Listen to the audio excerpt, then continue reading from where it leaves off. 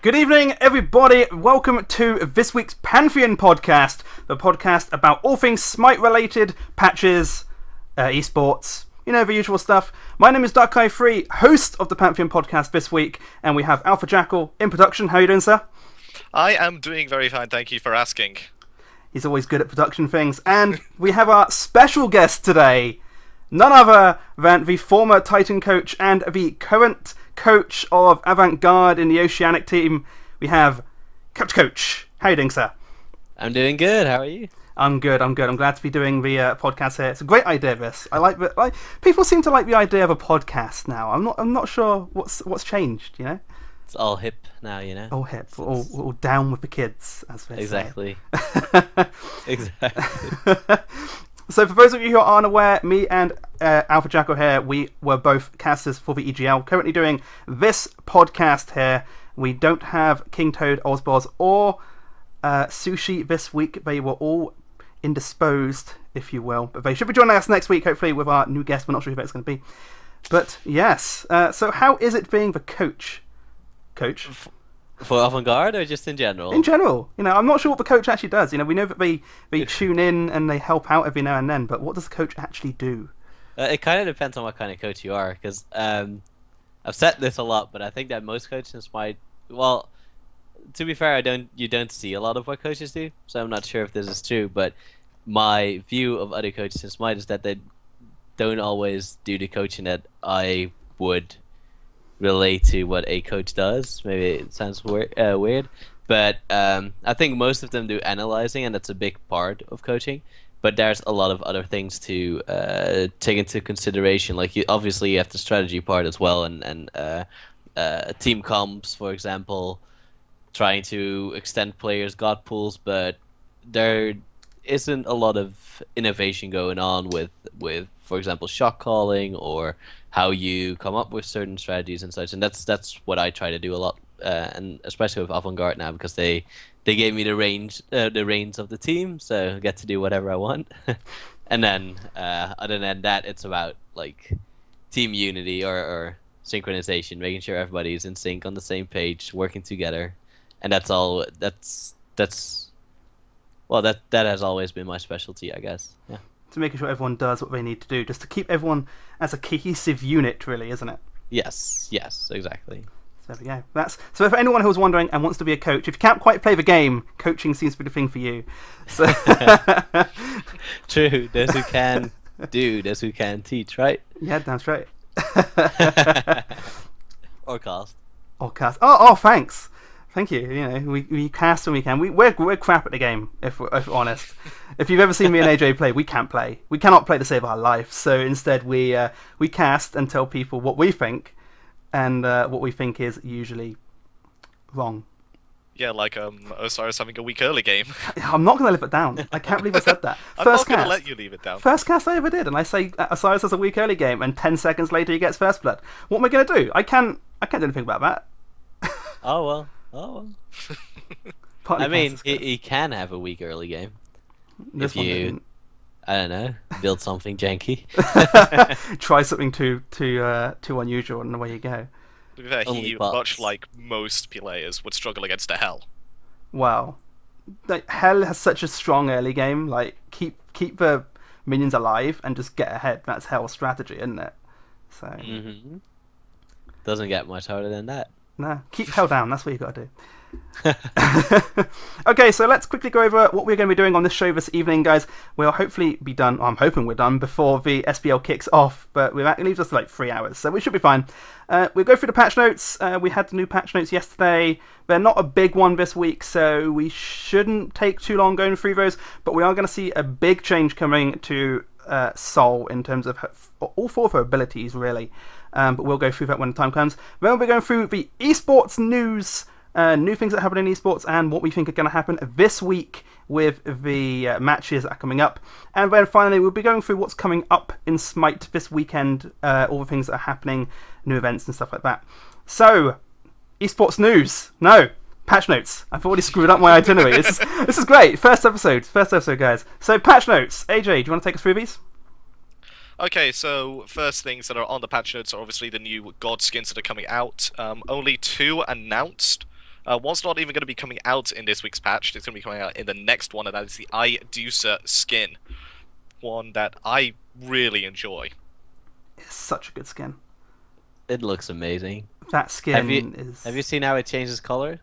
Yeah. Oh, the fact when you're out of combat it's green, Yeah. when you're in combat it's red. Oh, that is glorious. That skin is just... I think me and AJ, when we were watching the patch notes, and we were like, okay, it's green and it's red. Okay, does that mean it's going to be green for one team, red for the other? And then it transitions, and we're like, oh my god, that's amazing. Yeah, it's really cool. It's genuinely one of my favourite skins. To have Skins are just getting better and better, always. So, to have like, another visual effect that you're out of combat can really help certain players as well. Yeah, but also the enemy team. Oh yeah. It's a double-edged sword, that. Yeah. But the other skin that did come out, announced, is King Arthur Tyr, and coincidentally it was announced on Monty Python Day. Quite a few cinemas up and down the UK were having a Monty Python and the Holy Grail viewing. Again, the skin is amazing. Monty Python's amazing. I need to make that known right now. But that skin just captures everything that's great about Monty Python. It does. It's just, I don't know, it fits so well, you know. Tyr's becoming that silly character in the game now, a silly god. He's got so many silly skins now. He's got the sock puppeteer. And then you've got the pirate here, but that's also a little bit. I mean, it's not fully serious. It's just a nice play on his name again. But this one, yeah, I mean, this one's the best, definitely. It's definitely the best tier skin so far. Yeah. And from what I can understand, this will cost 600 gems out there, meaning it's definitely going to come with a voice pack. All its skills, as we saw in the patch, will have different visual effects on it. I personally love the defensive stance Fearless, simply because it just shows the rabbit in full force as well. That's so glorious. That rabbit is amazing. Something else that was done is the updated Solar Eclipse Ra. Does look good now. It did need a bit of a touch-up, though. It was one of the oldest cards in the game, if I remember correctly. The Ra skin, yeah, that skin has been around for a while. Like, Ra was one of the earliest gods in Smite, so he's had a pretty similar god card for quite some time, so it's nice to have a new card. But that sandstorm in the background's pretty badass.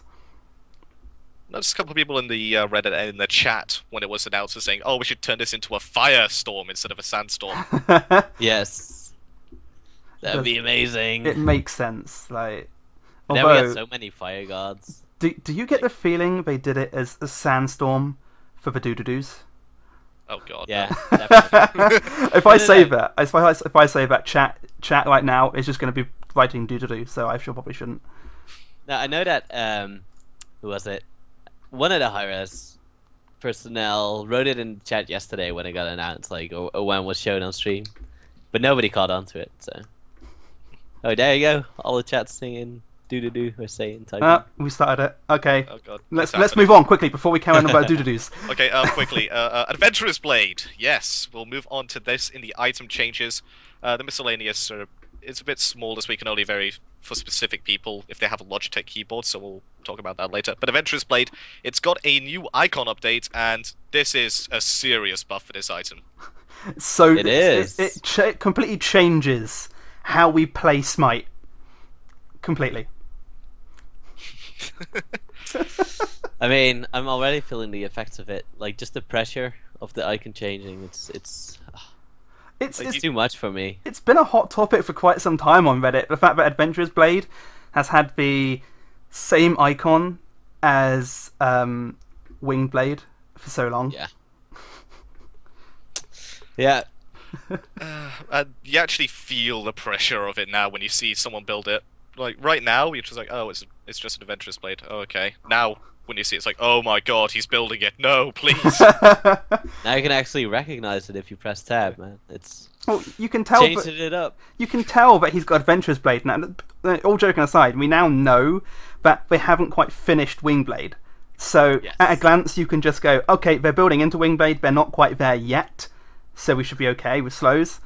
But before you could you had to glance and you go, okay, has he got Wingblade? Has he got Adventurer's Blade? And you had to check. So it's a big change.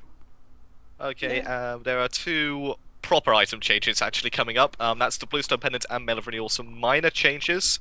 The bigger one, in my opinion, is going to be the one to the Bluestone Pendant. Of course, last patch they tried to take a hit at it, reducing its passive, going down from 30 to 26 total. But that didn't really work out, and they reverted the change. This time they're going to be reducing the power from 20 to 15. I like it. I like it too. I mean, there's a couple of gods that just get too much of an advantage. For example, if you look at Sun Wukong right now, he, before the Bluestone Pendant got into the game, there was he got a minor buff to his 1, which gave him a little bit more clear, and that's when he first became viable, or at least moved up on the tier list, so to say. And with the Bluestone, it just added onto that strength of his 1, especially early, and it just has always worked too much. Like if you look at the individual players in ranked right now, like in competitive, it gives the enemy team or your team a little bit of an advantage, but it's not that massive.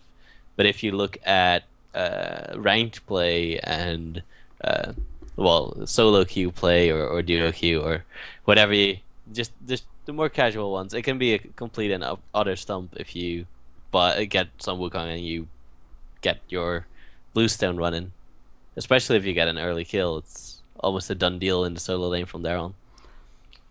And not to mention, Ulla also gets affected by this a bit. He would sometimes build it to Bluestone Pendant and then go into Transcendence, or go into a Transcendence Rush outright. And of course that Bluestone will allow him extra pressure and extra kill potential, given that he has 4 skills at level 2 that he can proc this Bluestone Pendant off. But with it now going down to 15 power, I think we're going to see a shift away from that Bluestone Sun, just go back to what he was before, which was that Transcendence Rush. I mean, yeah. Bluestone has, since it's been implemented, hasn't it? It's been a dominating item. It's something we've seen on most physical builds, and it's nice to see, but it's being modified. But lowering the damage from 20 to 15, that's probably going to do a fair amount. We're probably going to keep seeing it, though, on, I don't know, I'm going to say Medusa and Wukong, because they kind of need it. They don't need it, but it's just so beneficial to their kit. Mm. So yeah, no, definitely gonna see it on them. And then, I mean, some people might still build it on Neath, because some people did that as well instead of going full Transcendence. Because they can't, like, you already have that early clear, and especially depends on your matchup. But say you're facing a Rama who has to stand in the wave to actually clear, or an Apollo that has to stand in the wave to use his ability to clear.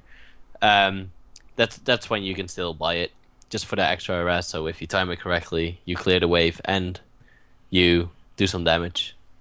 So do we think in general this is going to be a lot more?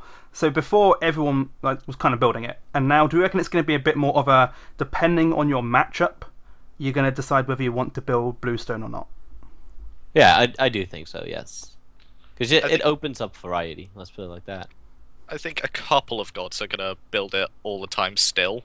But more of the gods that would try and fit it into their build will no longer. And I think that we did see was some junglers like Serket or Thor pick it up third item in their build after they finish boots to have the double starter item. I think that's also just going to go out the window completely. Yeah, sounds pretty spot on.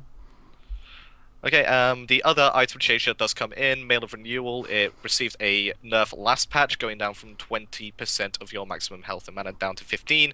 Now it's going to get its base health reduced from 300 to 250, just a 50 health reduction. Was it seeing as much? Did the nerf lower its usage as much as we were expecting? I mean, I'm still seeing it picked up by quite a lot of people who are getting that 40% CDR through 2 items, especially junglers. Even if they are picking it up slightly later in their build than they were before, simply because they didn't have the health at the time to make it worth it to build it that early. But supports are still picking it up. I think with this health reduction, it may transition into an item that you pick up. You can either pick up the Mail of Renewal or you can pick up the Spirit Robe. And I think that's where they kind of wanted the item to be. Yeah, because I was with junglers, when playing junglers, I was already torn between whether I would get a Spirit Robe or whether you would finish Milv Renewal, but Milv Renewal always won it because it's just too good to pass on, or to pass up on, and especially for the more frontline junglers. So with this change, I do hope that it balances it all out and makes Spirit Robe more viable again. Because I think that Spirit Robe got completely pushed away by Milv Renewal. Yeah, I mean, Milv Renewal, it's been since it was reworked, it's been in a more dominating position. They nerfed it down. It's still been seeing a fair amount of use, so I think this is going to put it in a nicer spot. Spirit Robe has always been a pretty good item for a while now as well. So it's nice to see that these two are going to be about in parity, so you get to choose properly. Yeah, but Spirit Robe never was dominant though. It was always an item that you could pick up, but not an item that you needed to pick up. And Milv Renewal was that item that needed to be picked up if you wanted to do good in the late game. It just gave so much sustain that you could win at. Basically, you could win a minute-long fight if you just got a kill every 20 or 10 seconds. And to be fair, an item is somewhat imbalanced when 4 members of the enemy team are picking it up every single game. Yes. Yeah. Especially a circuit. Yep. Oh, God. Alright, I suppose that will do us for the item changes then. We'll go into the God changes. A couple of passive description changes for AMC and Aokwang. But the first real change does come through with Artemis, who had mana reductions on 2 her skills. Her Transgressor's Fate, her one, that Trap, reduced mana cost from 60 to 80, down to 45 at all ranks. That is, I like that buff. It's not an ability you're using a lot early. I tend to level up my 3 and my 2 more than anything else. But the fact that now costs so much less, that's going to help her out a lot, and it may be seeing a lot more use early on. Yeah, so the problem with Artemis was always that she was... her early game, she's super mana heavy, and then she also doesn't have that much mobility. She still has the speed boost, the speed boost on her too, but that isn't always enough. And you always had to use, in most situations, you had to use both your 2 and your 1 to get out of a nasty position. And now with the incredible amount of mana that your 2 costs, which it should, because it gives you such a big boost to both your speed and your attack speed, and if you had to use both of them, you'd lose at least half of your mana pool, and that's just insane. That's especially for a god that isn't necessarily mana heavy or needs to be mana heavy in a position, in a role in which you don't need to be mana heavy. That was a little bit over the top. So I'm really happy with the lowered mana on both the abilities, both the 1 and the 3. And when I always went into a combo with Artemis where I used Tusky, then the Trap, and then used both of my Wave Clear and Steroid to just try and burst them down as quickly as possible, I'd have to have essentially full mana. Yep. Otherwise I wouldn't be able to use all those skills. And with the reduction, I think people are going to have a better time in lane. And I don't know, she may start seeing some competitive viability, but she's still going to suffer from the same problems that AMC does. The fact that she has no real escape. But she's also got less movement speed than AMC on the Hives. Yeah. But AMC has harder to confirm movement speed, so to say, because you have to build a network of Hives and they can be destroyed, whereas Artemis can just use her 2 on a fly, so... Alright, and of course the Vengeful Assault, that's going to have a 10 cost mana reduction across the board, going from 70 to 90 all the way to 60 to 80. So of course we talked about that already. And we're moving on to Khepri, who still has an amazing amount of control in the team fights, as well as moving players around the fight in the ways that they didn't want to with his Abduct. He's got his Rising Dawn, his Wave Clear cooldown increased from 10 seconds to 12 seconds. Not only does it clear the wave effectively, it also provides damage mitigation to the allies. At max rank, it provides 50% damage mitigation, which is a lot. That is a huge amount of damage mitigation when you think about it, isn't it? Mm-hmm. Yeah, it's massive. And once you've abducted someone and then you use the Rising Dawn, you're instantly hitting them, and you can position the enemy in such a way that when you use that Rising Dawn, you also hit an ally, meaning that there's a huge shift in the way the fight would go if those two were to fight against each other at 1v1. Yeah, no, definitely. I think it helps. So what I've seen competitively in scrims and heard from other people in scrims that Capri gets put solo lane quite often because of how invaluable he is, or how valuable he is. And then it's especially that too. It's just insane how much shred of magic that is, or shred of. First off, it's insane how much shred he has on that too, and then also the damage on it, and then ticking. Just having that nerf, I think it will impact him quite heavily. Where you will see him more in the duo lane, in a support role rather than also in a solo lane. And of course, he has had his Scarab's Blessing, his ultimate, the reduced revived health, going from 40 to 60 all the way down to 25 to 45. So when you're level 20 and it is now reviving you for 45, whilst at level 5 before this nerf, you were healing 40. So that's only a 5% difference. But the fact that it's now only 25% at rank 1, it's such a huge change. And you have to be very careful when playing Capri in your position in the fight once you've ulted someone. Yeah, because if you, what you used to see a lot is that people were using an ult and then accidentally hit someone who had been Capri ulted, and then that person gets revived and you lose the entire fight, because usually that's the carry.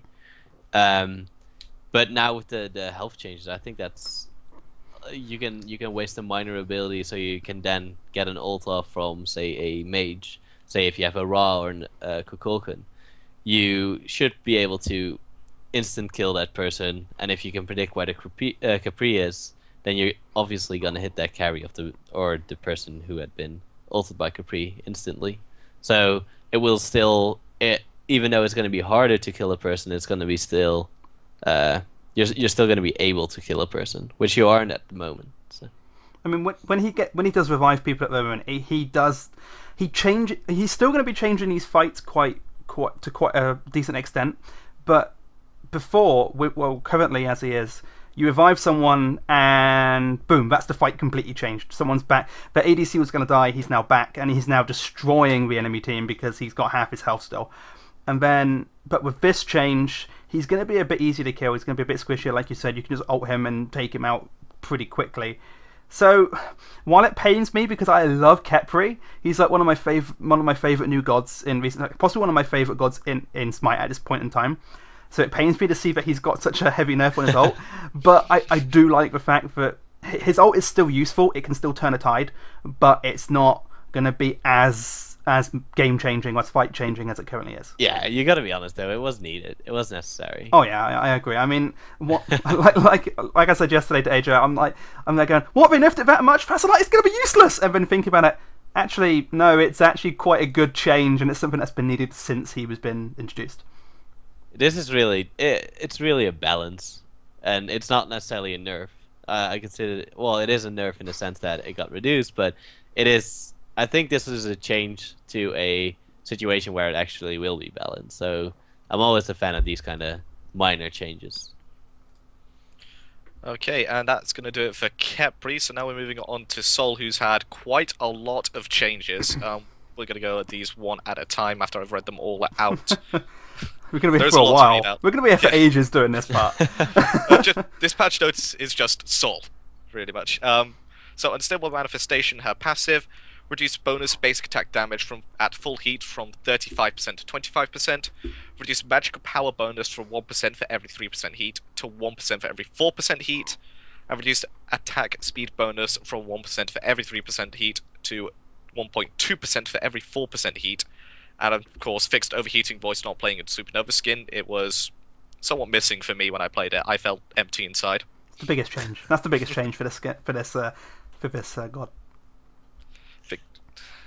fixing that one voice line. But of course, then there's also change to Radiance. Reduce the damage from 30, 60, 90, 20 to 150, all the way down to 30 to 110 per tick. So no changes at the lower end, and it gradually gets increased in changes to the top end, where there's a 40 damage per tick reduction. And of course, fix an issue where this ability would damage towers and structures. When I first heard about that, Darkkai was like, that actually happens? That actually damages towers? Yeah, I had no idea. does. If I knew that I could use her one under a tower and do more damage to it, because when you use her one, she does so much damage to that tower as it is. And then I didn't realise that using the ability under a tower did like a old Wars 3 used to do. I had no idea. I had no clue. No, yeah, it does. It's quite insane, and that's why like you saw those. I mean, with Sol in every game, you saw that she had a kill in the first 1 minute, maybe 2 max, and maybe got 2 kills even. Pushed the lane up, and then all you had to do was stand on the tower and basically insta kill the tower. But it's mainly like the big change for me. Like this was a bug, so they fixed the bug. But what was the big change for me is the attack speed buff or nerf, the passive. It was just so insane. Like she was firing faster than any ADC out there with a full build, and at that point, with say you're gonna build full mage, you're still gonna do a ton of damage. Like it's not necessary. It's not necessary to build attack speed items on a mage that already has full attack speed due to a passive. So I think that's the biggest nerf to her, and then the best one as well. Like the 35% extra damage from basic attacks meant that you were hitting people for 90 damage per basic attack at level 1, level 2 even, and people couldn't handle that pressure because most of the time you're going to be facing a squishy in the ADC role, you're going to be facing a mage in the mid lane, and their health pools at the beginning of the game are only at top 600. And if you're taking down essentially a sixth of that per auto attack, you're going to kill them very quickly. So one of the other coaches from Titan, or the current like head coach from Titan, is Oh My God, I'm a Bird, and he has Love that name. always been a fan of Zhonghui ADC, and I think that in this week that was the only viable ADC out there aside from Sol, because if you were gonna queue a casual, get up against Sol, and you're playing any other ADC, you're gonna get pooped on. But if you had Zhonghui with the magical protections early, you may have had a chance. But of course, she also has a couple of other changes to Stellar Burst, which was one of her most damaging abilities, her second ability that applied the slow on the way in.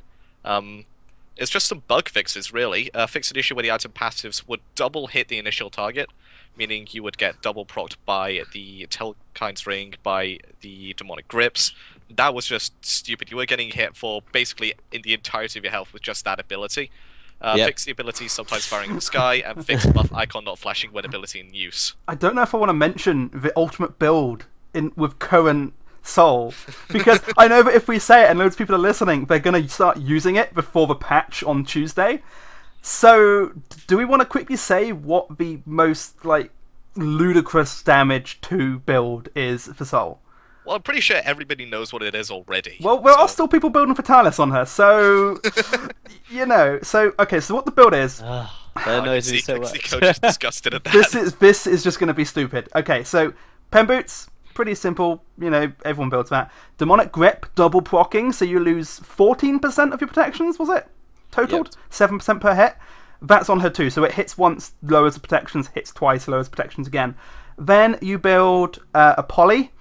So 2 procs on hit effects. So Poly, you activate the ability and then it hits, therefore Poly procs on her too. And Soul Reaver, which also procs on her too. And then you've got, Rod of Tahuti. Is that basically it? And then there's one extra item you can build, which just is... build Flat Pen. Just build Flat Pen. It's a flex Shard. item, that one. It's a shard. Just build a shard. There you go. Well, no, you could actually go for Spirit of Magus as well, because the 2 procs twice. So. Fair point. Yeah, forgot that. Yeah.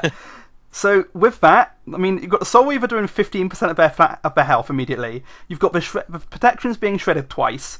You've got the Poly proc, and by the time you get to the end of that, even tanks on less than a quarter health. Anyone who's squishy is dead. immediately. Like they get hit and they melt. Well, even the tanks. I gotta be honest. Like you can build however much magic defense you want, but you're either gonna be shredded by soul, or you're gonna be building full magical damage, and you're not gonna be and you're gonna be blown up by an ADC or a regular jungler or whatever.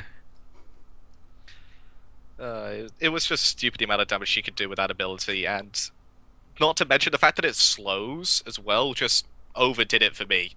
Like, you were taking most of your health. Even if you did survive, she'd then just catch up to you because you were slowed with her 3 and just dance around you laughing. And if need be. Perished. And stun you if necessary as well. And then if need be, press 1, give herself max heat, and do 35% extra damage to you.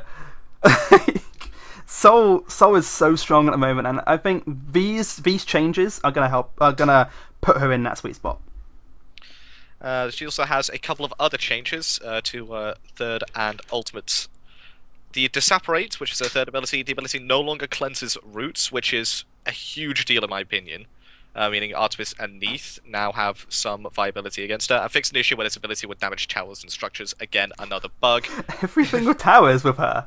Yeah. I mean, is she the new Noir? She may as well be. Yeah. Yeah, just leave her alone in the lane for a minute, but the towers are gone already. Yep. I think the roots and cripples are huge because there's so many roots and cripples in the game that the fact that she could always get away, like she did massive damage and was slippery as could be. Like there was no way to kill her. Well, there was if you got a lucky Najah sash or whatever, and then get into the ult and then you kill her. But I mean, it was virtually impossible to kill her. So I'm glad with all changes, even with the ult change. Actually, out of curiosity, because I've not encountered this yet, if you use Disapparate and Najah ults you, what happens when you're in the air and you become incorporeal? Do you though? Because doesn't it take you out of? I haven't tried it yet. Ooh, That's a good question. Because you can still be CC'd when you're getting up to it, and then you become incorporeal and you remove all crowd control effects. You move Does a little. the CC not take you out of it? Not from what I've encountered. I got CC'd and then I become incorporeal and get free, and do and they do no damage to me. Then you just don't take any damage. Yeah, I guess. I think you're just immune, and then you just float back to the ground gracefully. That's painful for Najah players. Yeah. It was one of the reasons she was so strong against Ares as well, because the second he blinks in, you just activate your 3, and then he ults, and you're stunned for 0.8 seconds, and then you're away in your incorporeal form. Yeah. I mean, I think that's that's a change I would still like to see then. That if you do get hard CC, that you won't go into your incorporeal form.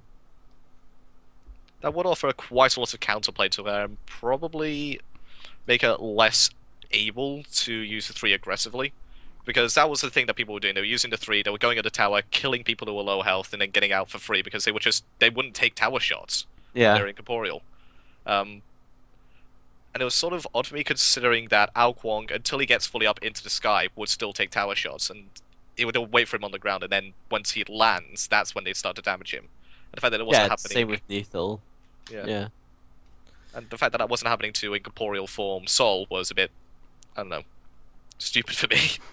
Yeah, and I still think it's stupid. Like that's why I'd like to see the hard CC change, like getting that basically interrupting your 3. There's one final change to Sol, and that's going to be a buff, surprisingly, but it's going to be on her ultimate, something which I felt was needed. It wasn't the most easiest ultimate to hit in the world. After the first 2 shots, it became more about luck rather than skill. So they've increased the explosion radius from 10 to 12, a very small change, and reduced the time between blasts from 0.28 seconds to 0.24 seconds. It's going to be a lot easier to hit your ultimate now. It's going to fire off very fast now compared to what it was before. And you should be able to hit 3 or 4 rather than just 1 or 2. Yeah, I'm most excited about the speed change because I think that was very necessary because you could always just get away from it. You could even like take the hit on the 1, then you got knocked up, you got pushed a little bit forward, and then nothing would hit you again. But yeah, the radius obviously, even though it's a small change, it's quite a big change because it makes it easier to aim it, I guess. But for me, it's the speed that does the trick. I think the 0.04 second change doesn't sound like much, but from watching the patch notes yesterday, it feels a lot quicker. Yeah. It feels like it's almost instant now. So before you were like, okay, they're gonna go here, and you hit them, and then you don't get anything. Now it's more you hit them, then you hit them, then you hit them, then you hit them, then you hit them. So I'm looking forward to see this change, because previous to Soul, if you were building her, you weren't really leveling her ultimate because it was just so difficult to hit. But you're saying like it's not that big of a change, like it doesn't feel like that big of a change, but that's like because you're talking about such small numbers. But if you look at it like relatively, like percentage-wise, it's about a 50% change from the original. Yeah, it's a huge change. Yeah. It doesn't feel like it's a huge change, but it is a huge change. Yeah, just looking at the numbers just as flat numbers, it just feels like it's not that big. Yeah, no, definitely. I'm sure a lot of the listeners and the viewers will probably feel the same way. Don't forget, if we take the speeds right now with the ultimates firing, the new ult, you'll have had all 8 shots fired before the current ult fires off its 7th. And that amount of timing difference is going to make such a difference in the way that you may even start leveling your ult earlier. Maybe leave the 3 as rank 1, because most of the time you're going to be using it as your incorporeal form escape, or even some aggression. And you may start leveling the ult because of the radius increase, because of the timing. And it'll be interesting to see how Soul fits in. I still think she's going to be strong. Yeah, I still think she's going to be one of the picks you're going to see constantly in casuals, but there's now a way to beat her. There is now something you can do against her. It seems logical for a game, right? Is Soul one of the strongest releases we've seen of a god? I mean, I never was around for the original Guan Yu, to be honest. God, you're missing out, man. Release Guan Yu was so fun. I joined when Bakasura was released, and Bakasura was. I remember that time, and it was a fun time because I discovered Smite, but it wasn't a fun time because it had Bakasura. Bakasura used to be crazy as well. But no, yeah, I think I've never seen something as ridiculous as Soul. But maybe Guan Yu. Do you not remember release Nemesis? Like both. But it's different. I mean, Nemesis was incredibly strong, and you could play her everywhere. But you couldn't push down 2 towers within 5 minutes, and I've seen it happen with Soul. True. Yeah. So, I think release Nemesis was the only god I've ever gone 40-1 in most matches. She just had a shit ton of. Can I say that? Yeah, that's fine. It's fine. We haven't sworn for the entire podcast, but at 40 minutes in, but we can swear. It's fine. Just don't tell Hi-Rez. Sponsors here to keep in line with. Okay. Well, even if we had sponsors, they'd know. That's what we're like. This episode brought to you by no one at this point in time. If you'd like to sponsor us, email us at. You do like Shameless to curse. Maybe Curse Boys can sponsor you. That'd be great, actually. That'd be pretty cool. But no. I think like it was with Nemesis. It was mainly the viability.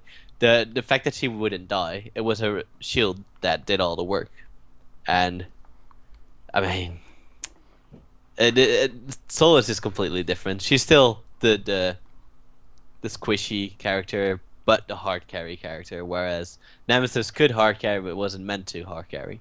I mean, the shield of original Nemesis was the clincher, really. Yeah. You just press 3 in a Kraken, and you get out unscathed, and Poseidon kills himself.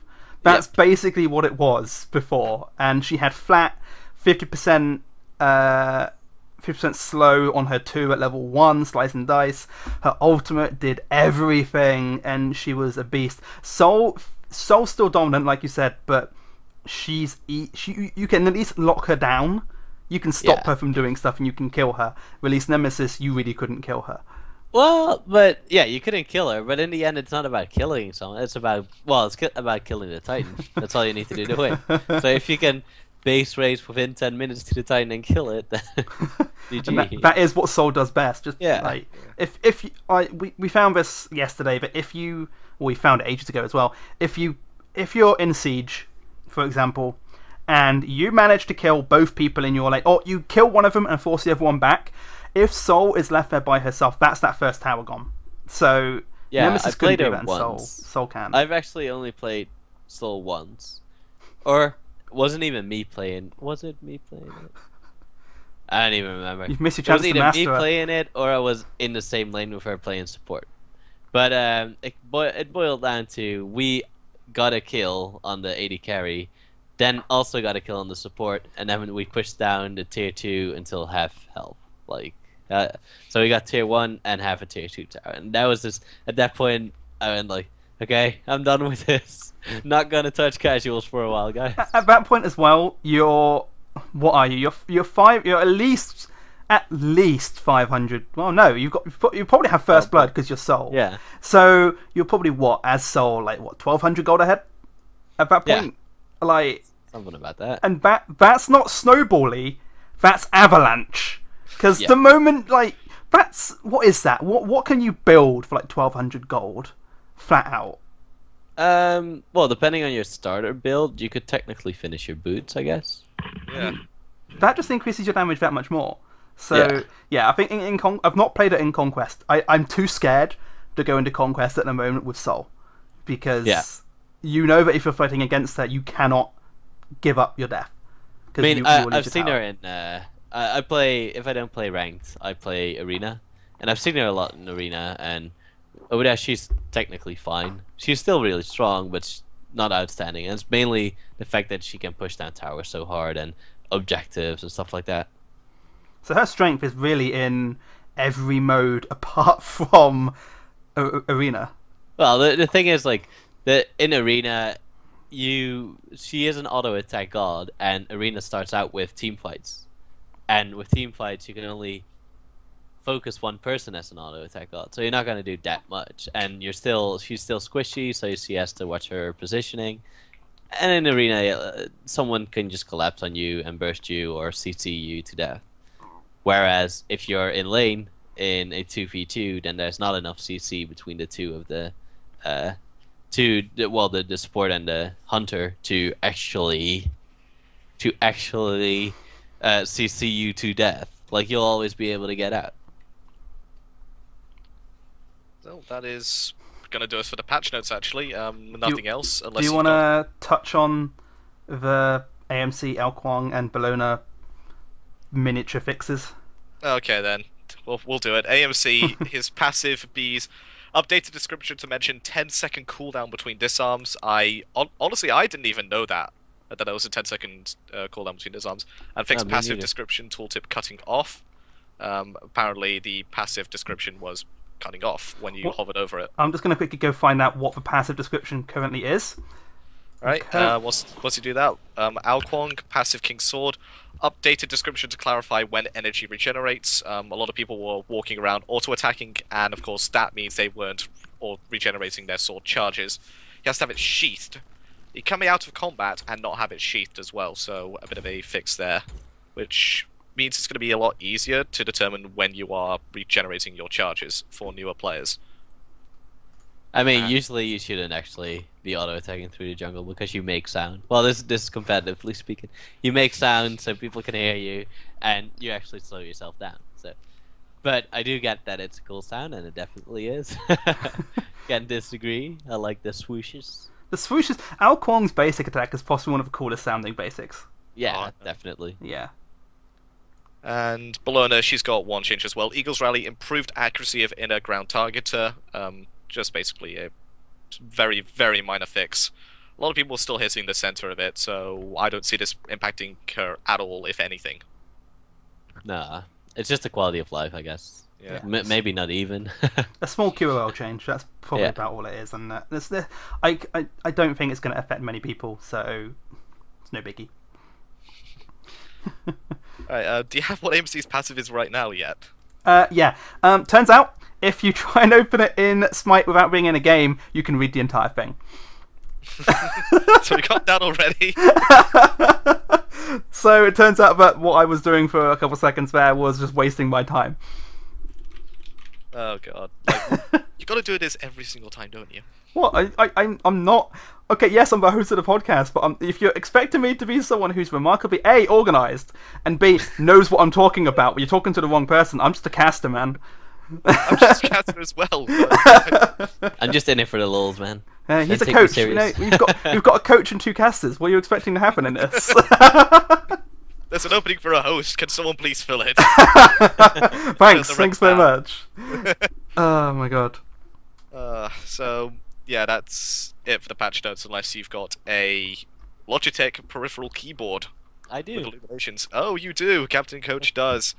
Well, good news for you, as he shows it off triumphantly. One of like the masses. 2 owners of a Logitech keyboard. CaptCoach and probably F. I would imagine. Yeah. Well, I'm actually quite excited about this. Not that I'm going to use it, but it's funny. And it's going to be implemented in multiple keyboards, I'm assuming.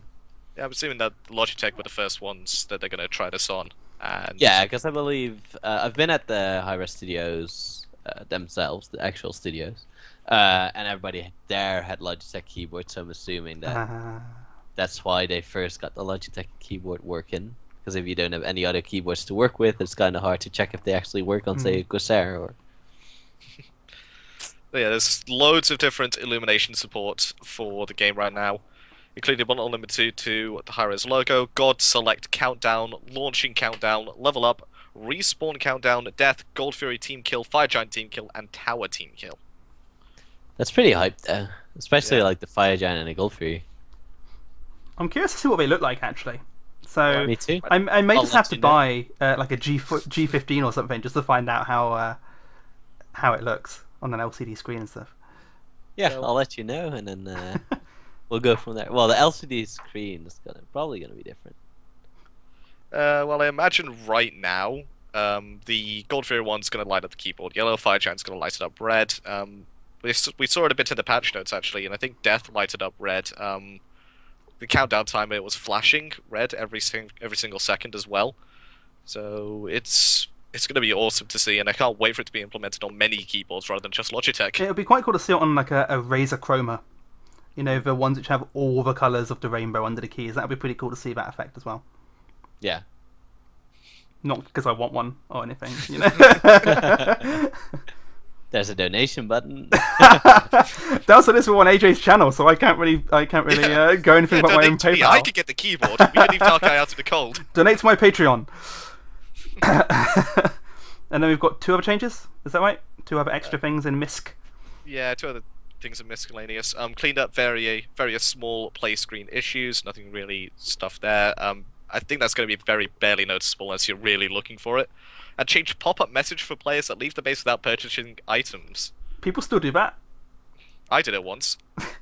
Like I legitimately left. I legitimately left the do it a assault couple of platform. times. Not on Assault. I do it in Siege and Arena quite a couple of times, because then I just, like, I'm busy with my stream and I'm queuing up, and then queue pops, I have to pick, and still busy with the stream, trying to sort out a giveaway or something, or I just came running back from the bathroom and I'm like, oh shit, it's gonna start. Oh shit. I forgot my items. I've actually done this. I don't know how I did this before. Ages ago, before they even implemented the warning that you were leaving base without items. I don't know how I managed to get first blood without any items.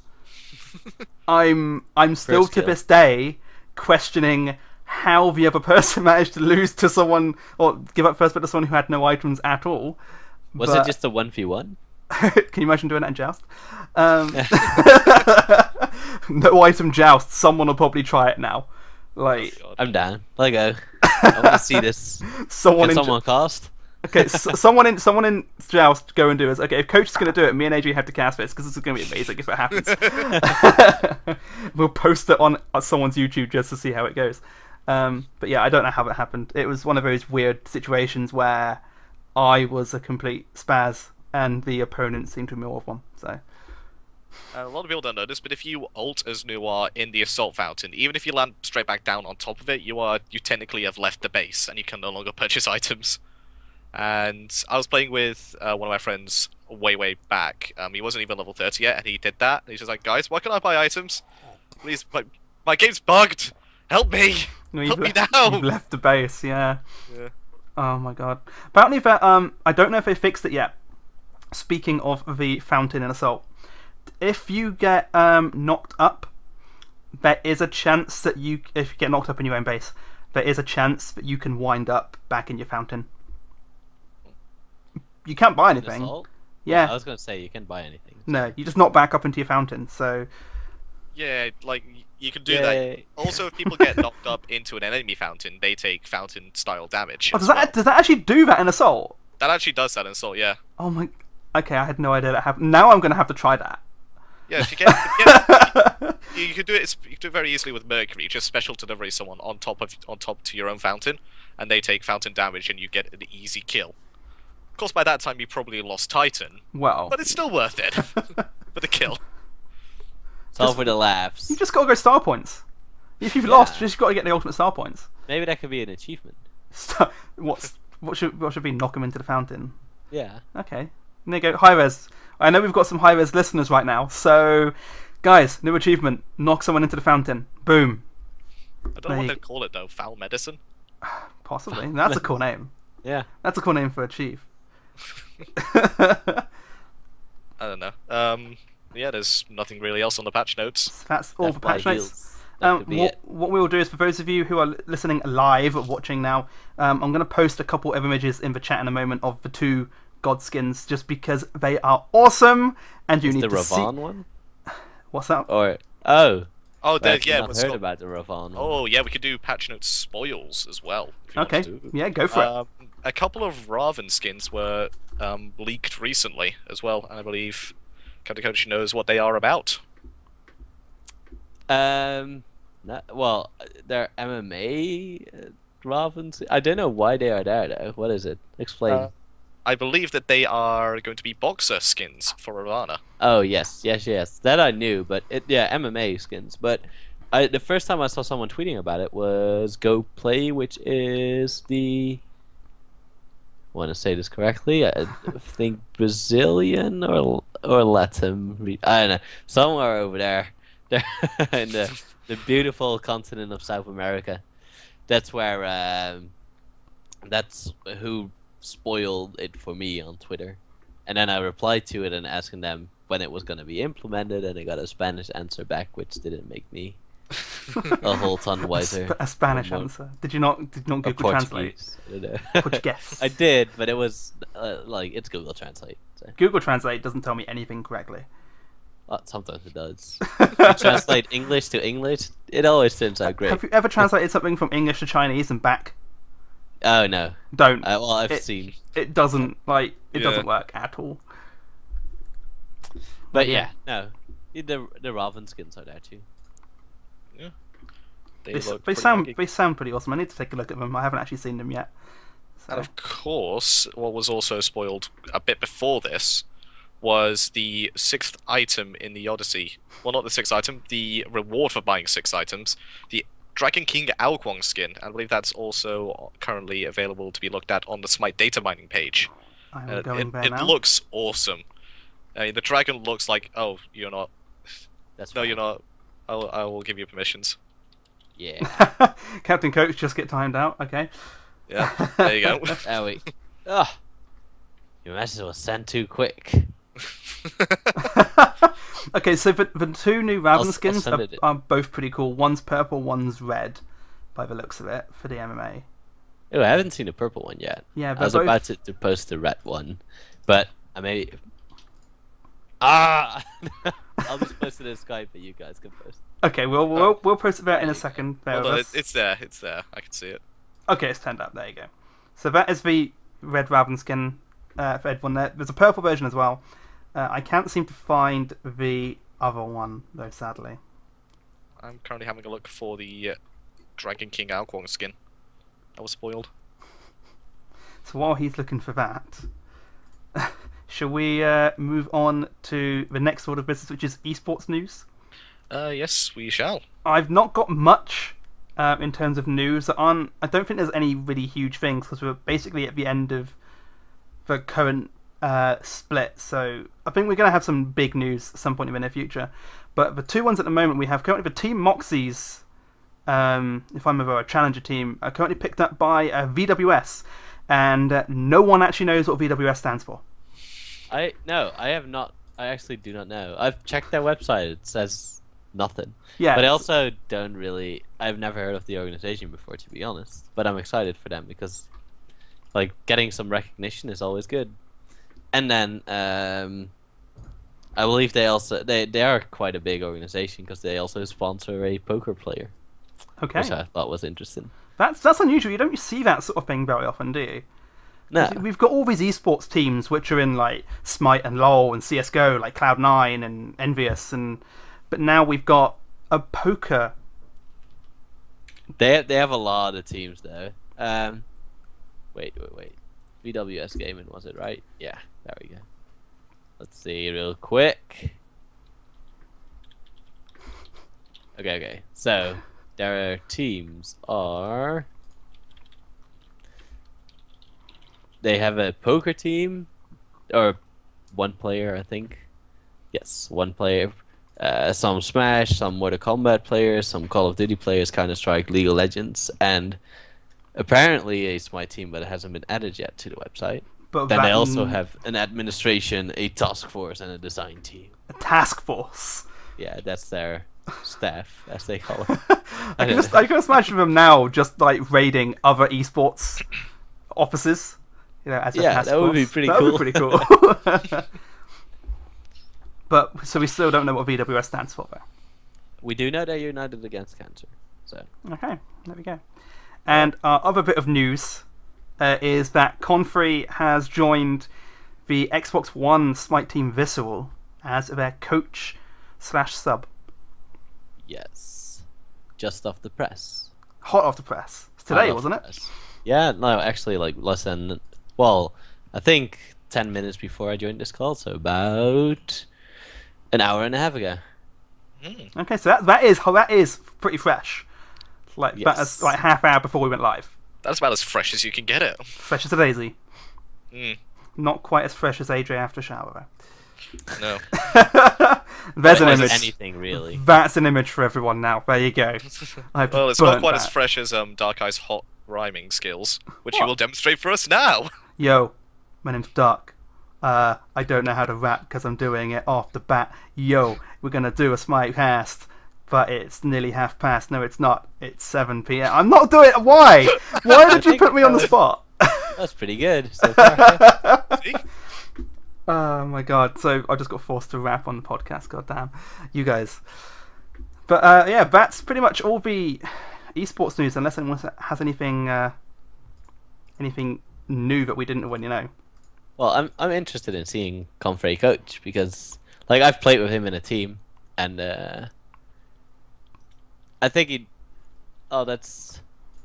I'm not sure if I can see him as a coach, but that's because I've always been his coach. But I'm definitely interested in seeing it, and I would like to see him in Atlanta if we get there and if he gets there. I would love to see him again. But as far as his coaching skills goes, I don't know exactly what to expect. I know that he can analyze, definitely, like a lot of other coaches do in Smite. But it's gonna be interesting to see what else he does with the team. I'm really happy that he found a place there because I felt bad for him that he got benched at the time. Interestingly as well, he can't actually. If we remember correctly, you cannot be in a PC Smite team if you're on an Xbox One and vice versa. So hopefully it works out well for him when we see him at Atlanta. Well, he was already roster locked, so Yeah. he couldn't really join any team. He couldn't join a Challenger Cup team. He couldn't join a SPL team. So Xbox is what's left over, and then after this season, no one's roster locked anymore. But on a different bit of esports news, it's someone's birthday tomorrow, isn't it? Yes, Hi-Rez Andy, apparently. Oh well, happy I just birthday. found out. Oh, nice. No, it's Yeah. it's CaptCoach's birthday, so I know for one that I'm going to be hopping into his stream in the chat, just wish him a happy birthday and maybe stick around for a couple of bits as well. You guys should do that as well. Yeah, you're more than welcome. I have a couple of giveaways lined up as well with the help of some of my friends, one of them being Chaotic. and I am considering giving away a God pack if we get if we get to a certain amount of viewers. I still this was all done on the fly, so I still have to figure out my exact conditions, but I'm definitely willing to do it. God pack is a great thing as well. It's Yeah. one of the best deals in gaming so far. Yeah, well, the best I've ever encountered, to be honest. Oh, definitely. Well, it's something that EA wouldn't touch with a 10-foot pole. Let's Oh leave no, it at that. they give you the idea and then charge you $5 for considering it. Hey, do you guys want this? Here, pay us $5 and we'll let you think about it. Have you No, apparently ever... there's going to be a season pass for the Star Wars Battlefront beta as well. When it comes out, Ah. sorry. It comes out of beta. Can you imagine having a season pass for a beta? Have you ever played Heroes of the Storm? I've played one Yes, game, I played think. a couple games. Yeah, me too. But, not a lot. But I looked at the prices of their champions, heroes, I guess, over there, and they were $10 a piece. I was like, what the hell? Jeez, that's Yeah. insane. Yeah. It's keeping in line with Hearthstone's pricing policy. You can get your hero portraits, which don't do anything apart from make it look a bit fancier, and those are $7 each. That's ridiculous. At least the things in Smite are at least a sensible thing. I mean, the skins are they're kind of but in terms of the God pack, that's a hugely amazing deal, and it doesn't really affect anything. You're not paying to win or anything. Well, unless you want to get sold, just pay buy her win a few games. But God. there we go. Well, but yeah, no. I think Smite does a really good job at their marketing system. We got chests. I guess that's our Yeah. downfall. But that's about it. Yeah, I don't And to be think fair, the it general takes thing. It takes one solid investment because I just bought everything through the chests, and now I have everything, and now I can every time something new is released, I just buy a chest and I get it. That cheap. one singular chest, like the Grim actually Loki. At the moment, Yeah. Okay, I've got everything in that chest. Bye. Okay, own him. Cool. Great. Awesome. Exactly. Done. All done. And it's cheaper that way. In the end, I don't know if that adds up in total. Well, you can But- get a 200 gems. You can get a 600 gem skin for 200 gems, so Yeah. it would be cheaper overall. If you got everything through chests, you wouldn't get it in the order you wanted to, but it would make it a damn sight cheaper. Yeah. Because I remember when the first Odyssey rolled around, they had the Odyssey chests there. I basically got every single item in the game from there. The only Yeah. things I wanted That's in not that cool. original chest were Convention Artemis, Nuclear Winter Emir, and Derpules. And they were the three last items I got in that damn chest. I actually didn't get them. I just got the Artemis from a friend of mine who still had a code lying around, and then the nuclear Ymir I did get from it, but Derpules not. And I recently got Derpules in a different quest, different chests. There was recently a chest in which he was available again. So I was like, yes, got him. I think in a moment of irony, with all the exclamation mark one codes going into my game chat at the time, the last skin I got from the Odyssey chests, when I got everything, was a Guan Yu convention skin.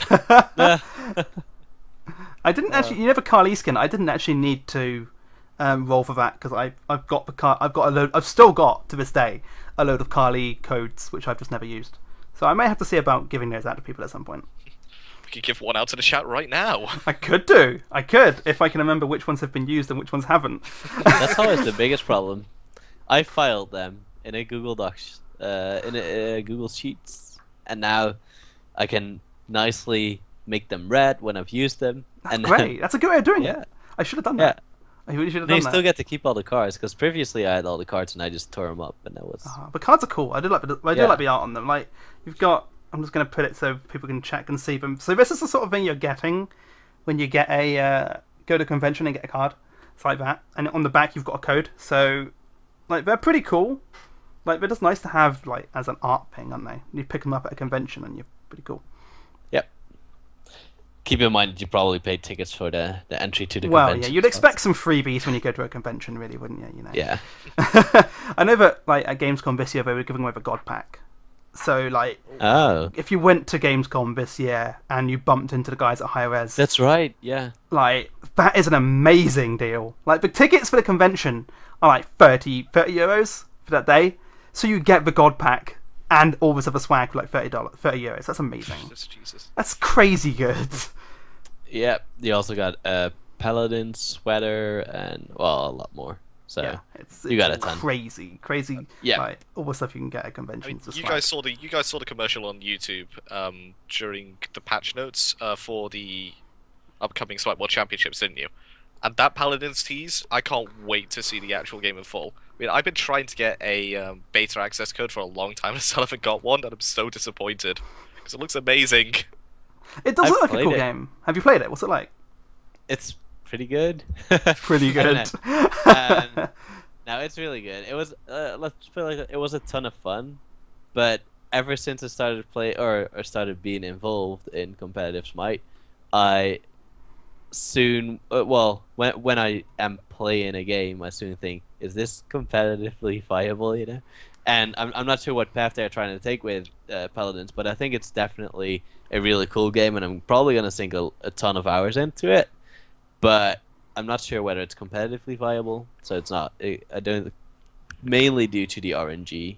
Like if they limit the RNG of the cards, then definitely it's viable, and they can still keep the RNG aspect. But I really like it, and the only problem I had with it is that there is I told this to Dry Bear, who asked us for advice, and he said he was gonna look into this, but you have several. You have one objective spawning technically. You have like a map, and then on the map are 3 points that you need to capture. But or basically you have a siege engine that you need to capture, and they spawn at 1 point, and the team that stays on that point and gathers stays there for a certain amount of time gets the siege engine, and then you have to escort the siege engine to the enemy base, and then the siege engine brings down the fort.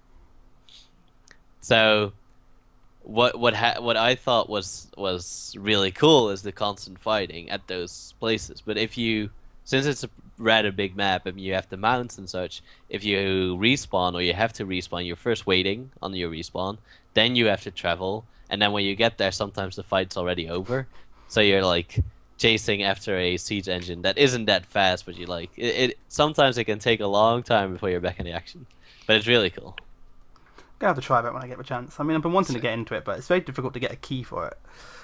I think yeah, I got one from Gamescom, but that's it. Nice. I wanted to go to Gamescom this year, just couldn't have the time. I was a shame. supposed to go, but then because Titan was there for the show match against Fnatic, but that was at that point it wasn't official yet. But I had already left Titan, and I was busy with my master thesis writing it, so I didn't go. Nice. Yes. Fair enough. Okay. Okay. So we've got 2 sections left, and that's the predictions for this weekend's matches. So we're just going to quickly go through those. And then we've got the what's coming up very soon in Smite, or in the near future. So should we go straight into the predictions for this weekend's matchups, including tonight's, actually? So we've not got long before today's matches are played. We'll rush through them. We'll rush through them. So Rush through them, yeah. today we've got 2 matches. We have London Conspiracy versus Titan. That's a split. That's definitely a split for me. Split. Yeah. Split. It's a split. There's no doubt about All it. agreement there. Yeah, It's a I mean, split. with a lot of these, there's a lot of splits coming up. I mean, okay. So to be fair, in my opinion, this is a split, but it can also go 2-0 to each team. Like, they're just on even footing, and it depends on how the flow of the game goes. they're But, pretty even at this point. Yeah, yeah. they're pretty I even. think a lot's going to ride on the solo lane because Zashu, he's settled in quite nicely, but he hasn't been overperforming. He hasn't been hard carrying the team like a couple of people were expecting him. And with Brotus coming into that solo lane role as well, it'll be interesting to see who gets the better of who. And LC's playing. Well, they have been playing the last couple of weeks, I think. But Cherio is now main roster as well. Asagi Sandal retired, put himself to sub at least. And he was- Cheerio the rumor is he put himself to focus more on the university work that he was doing. Yeah. That's fair enough. That's a completely fair reason for Yeah. doing that. So Cheerio playing as well, but I'm interested. I'm actually hyped for this match. I always like the Titan games because I have a bit of history with them. no favoritism at all. But No, but I really like the LC guys as well. It's just funny how they both went through a similar trajectory, where after, like, say, the HP Omen event, so they lost one of their players, and then they got another one, and they've been replacing, like, stuff like that. Snakeskin now left. Like, Snakeskin is ever since the HP Omen event, he's a really good friend of mine, and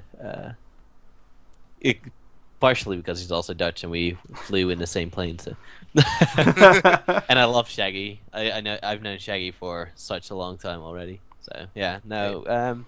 I'm also going to be hyped to see Shaggy Shank versus Anoraxia again. It's gonna be fun. That's going to be. It's going to have good matchups across the board, I feel, and yeah, in my eyes, it is going to be a 1-1. But if I did have to give one of these teams 2-0, I'm more on the side of London Conspiracy, if I'm honest. yeah, Because I feel like their roster's a bit more stable than Titans right now, who are going through a couple of changes. They've had more practice. They've got Cheerio in the jungle, who's a fantastic player, and I just feel like they are going to have to practice and the know-how to beat Titan if it does go 2-0. But like I said, it is most likely going to be a 1-1. Yeah, I think it's gonna be a 1-1, and then it could go either way. To be honest, So we're in agreement there. London Conspiracy versus Titan probably split. Yeah, probably split. Okay, the next one, the second one today, the NA match is Eager versus AFK Gaming. Wasn't the last match was a split? The last match was a split, wasn't it, between those? Yeah, it was a split the last time. I'm going to be controversial. I'm going to say AFK, not AFK. Envious now, isn't it? Envious. Yeah, it's envious. Envious. No one corrected me. Thanks for correcting me, guys. that means Let's see how 400 long gems, right? So, Yeah. What it says on the ticket is AFK, so It it's does still say, AFK, so right? if you're voting, it's AFK or Eager or Did split. you know but- on the Smite Esportspedia website it says NV versus AFK, and that's a match I'd like to see. They're playing themselves. They're that good. Oh god, No, no. NV versus Eager. Yeah, Envy's gonna win, but I'm kind of rooting for Eager as well. Eager has all the Eager has the most- personalities, doesn't it? yeah, like they've been the guys that pulled me into like competitive play. So. The question I'm wanting to see is, do we see Naja bans coming out from Dare to cripple Dare to Care? Quite again? possibly. I would be surprised if we didn't see at least one Naja ban out at this point in those matches. I'd like to see it. Yeah. The big question there is what role is Elastic's beard playing? Didn't he shave it? Has he shaved his beard? Oh no! That beard was glorious. I think he did. Ah, that's a shame. Damn it! Damn, that's a big loss to esports right there. Yeah, I mean we're gonna have to hold a funeral procession for it now. Then there is tomorrow. Yeah, I so always forget about Friday. tomorrow we have the EU match of Fnatic versus Justice. Justice not doing too well. I voted 2-0 for Fnatic. That's Fnatic. Fnatic, yeah. Just as they finished eighth in the last two splits, and they look destined to finish at 8th again this split. They took a couple of surprise games. They showed that they are really meriting their SPL spot. But I just can't see past Fnatic taking them out and going 2-0. They do need the 2-0 to try and push themselves into that second place spot for the seeding for the Mega LAN coming up. Yeah. No, yeah, I definitely, like you said, Justice definitely deserves their spot in the SPL, and a lot of people give them crap for it. Don't think they're good enough, but I think they deserve it. But there's some cool Challenger Cups teams coming up. And then, yeah, Justice versus Fnatic, definitely swinging Fnatic's way. It shouldn't even be a question there. Be interesting to see, but and then Same goes for the next match. We've got the second match for the NA1, Cloud9 versus Elevate.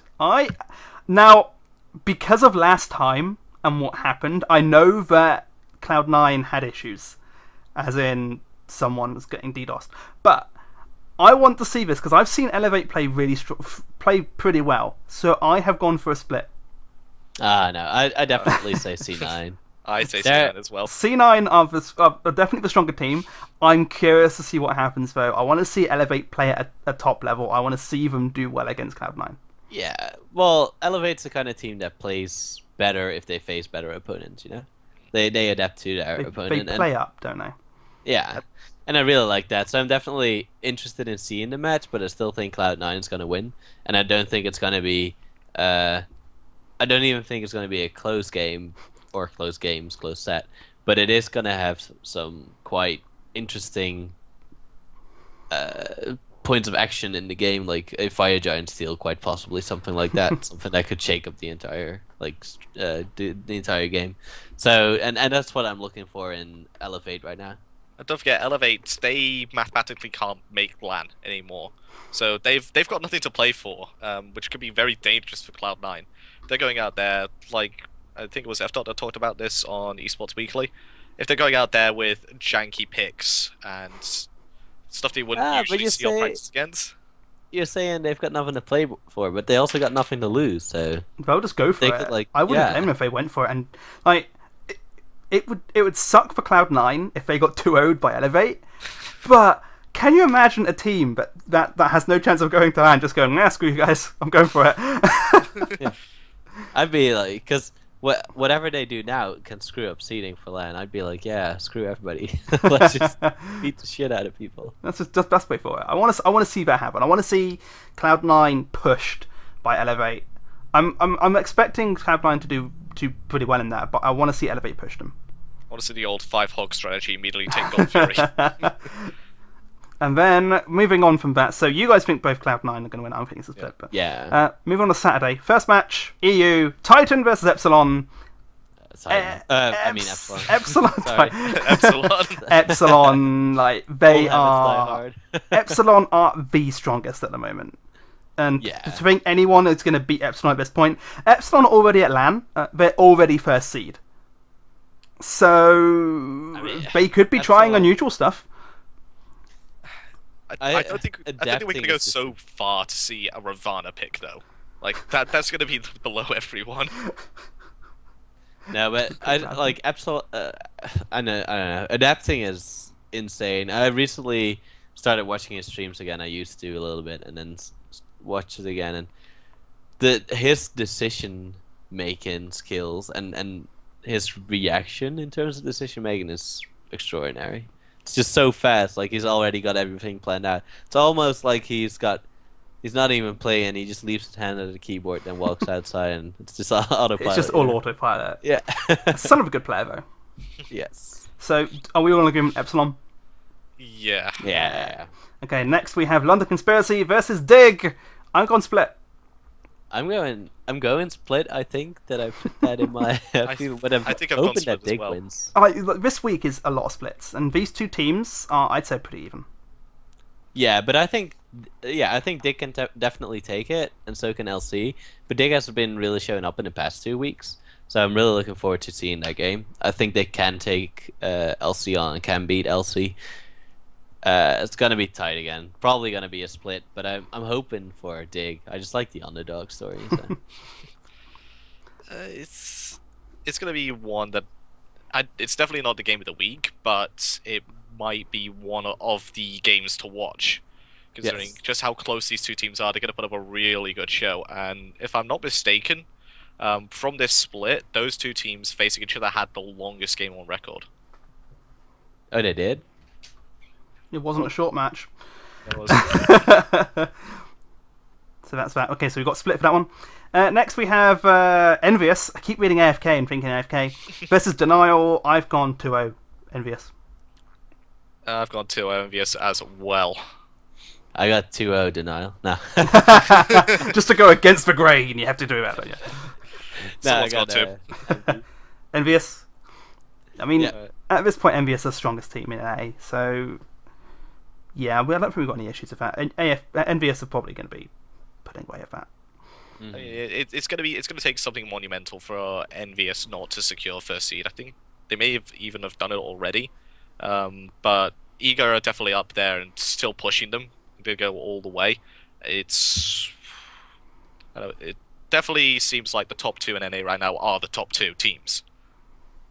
Yeah. Yeah. Okay, so moving on from that, we've got Eager versus Enemy. I've gone Split. I went Eager. I went Eager as well. Okay, But that's so just disagreement. biased. That's like the old fanboy in me. So. Yeah. That's just going for like the last of the old guard of esports. Yep. Just banding together, saying, "Come on, you guys can still do it." Have faith in you. Get your get your crutches and just do it. Take my energy. Exactly. AJ, do you want to take us through the last 4 matches? I've just got to quickly go through some. I don't have them on my screen. Okay, there you go. Take us through it, Coach. I'll be back in 2 seconds. Okay, so we 10 got point first. Paradigm versus Fnatic, and that's gonna be an exciting match. And because they're so close to each other. Second versus third, that could determine who goes second seeded LAN. Yes, it could, and I'm hoping for Paradigm, because I just like I like half the Paradigm crew. I really like half the Paradigm crew, and the other half's become more and more fun, or has been growing on me lately. And I'm a big fan of Lydia, if you know her. Yeah.